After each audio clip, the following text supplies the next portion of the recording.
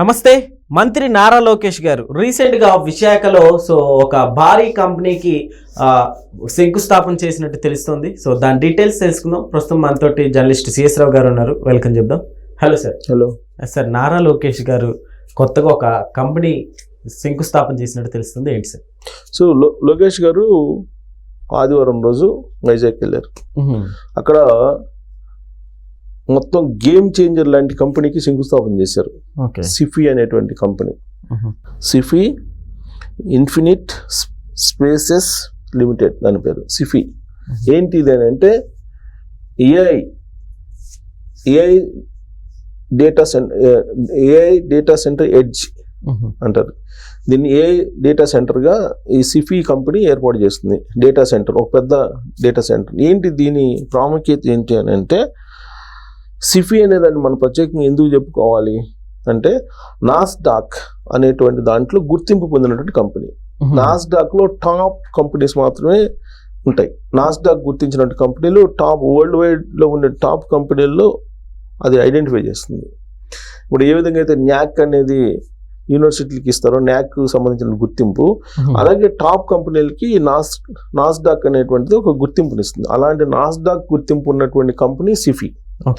ఈ కంపెనీ వైజాగ్లో 50 మెగావాట్ల సామర్థ్యం కలిగినటువంటి డేటా సెంటర్ ఏర్పాటు చేస్తుంది. దాని కారణంగా 1000 మందికి ఉద్యోగాలు వస్తాయి. ఈ కంపెనీకి రాష్ట్ర ప్రభుత్వం ఇచ్చింది 3 ఎకరాల 96 సెంట్లు, అంటే సుమారు 4 ఎకరాలు. ఈ 4 ఎకరాలు భూమి ఇస్తే అది 1500 కోట్ల రూపాయలు పెట్టుబడి పెడుతుంది. 1500 కోట్ల రూపాయలు పెట్టుబడి పెడుతుంది. దాని కారణంగా 1000 మందికి ప్రత్యక్షంగా ఉద్యోగాలు రాబోతున్నాయి. అంటే ఏంటి, ఎకరానికి 400 కోట్లు ఇచ్చినట్టే కదా. ఆల్మోస్ట్ ఎకరానికి 400 కోట్ల రూపాయలు పెట్టుబడి పెడుతున్నారు వాళ్ళు. ఇప్పుడు అక్కడ 1000 మందికి జాబ్స్ వస్తున్నాయి. దానికి శంకుస్థాపన చేయడానికి లోకేష్ గారు వెళ్ళారు, శంకుస్థాపన చేశారు. ఎక్కడ? మధురవాడ రిషికొండ ప్రాంతంలో హిల్ 3 దగ్గర ఈ శంకుస్థాపన జరిగింది.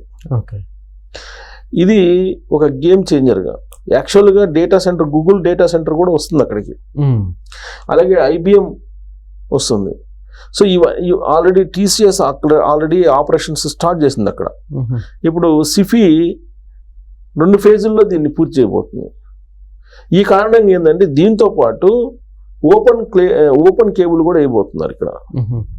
ఓపెన్ కేబుల్ డేటా సెంటర్ కూడా అక్కడ రాబోతుంది. అంటే దీని కారణంగా ఏంటి, ఓపెన్ కేబుల్ సెంటర్ కూడా ఏర్పాటు చేస్తున్నారంటే ఏంటి, ఓపెన్ కేబుల్ డేటా సెంటర్ ఏర్పాటు చేసిన వల్ల వచ్చే ఓపెన్ కేబుల్ ల్యాండింగ్ స్టేషన్, అది open cable landing station.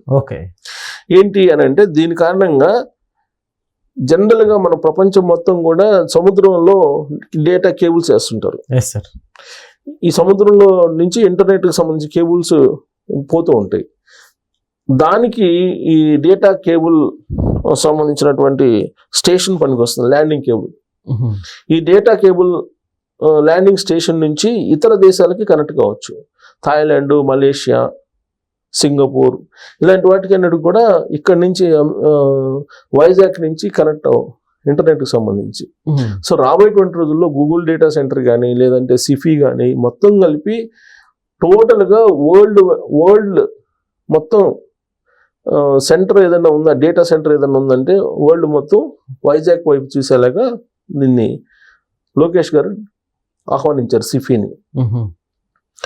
Sify, Google ఇవన్నీ వచ్చినాయి. అలాగే అక్కడ ఆయన ఉద్దేశం ఏంటంటే, వైజాగ్ని ఒక IT హబ్గా తయారు చేయాలి, 5 లక్షల మంది ఎంప్లాయీస్ ఉండేలాగా. ఇప్పుడు మనకి హైదరాబాద్ తీసుకుంటే, హైదరాబాద్ ఇన్ని సంవత్సరాల తర్వాత సుమారుగా 15 నుంచి 20 లక్షల మంది దాకా ఉండొచ్చు ఎంప్లాయీస్ ఇక్కడ. అంటే ఇన్ని సంవత్సరాలు, దాదాపు ఒక 2 డికేడ్స్, 25 సంవత్సరాలు 90 నుంచి లెక్కేసుకుంటే 20 సంవత్సరాలకి హైదరాబాద్లో ఒక 15 నుంచి 20 లక్షల మంది ఉంటారు. కానీ రాబోయేటువంటి రోజుల్లో, రాబోయేటువంటి 4-5 సంవత్సరాల్లోనే అక్కడ ఓన్లీ వైజాగ్లోనే 5 లక్షల మంది IT ఎంప్లాయీస్ ఉండేలాగా లోకేష్ గారు ప్లాన్ చేస్తున్నారు. అందుకే అక్కడ కంపెనీలను ఆహ్వానిస్తూ ఉన్నారు. ఓకే.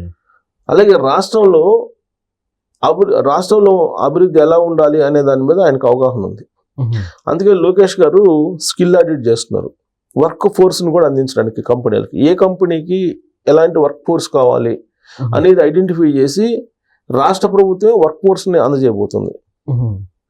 సో దాంట్లో భాగంగా ఇప్పుడు మొత్తం రాష్ట్రాన్ని 3 జోన్స్గా చూస్తున్నారు. ఇప్పుడు 3 ఎకనామిక్ జోన్స్గా చూస్తున్నారు.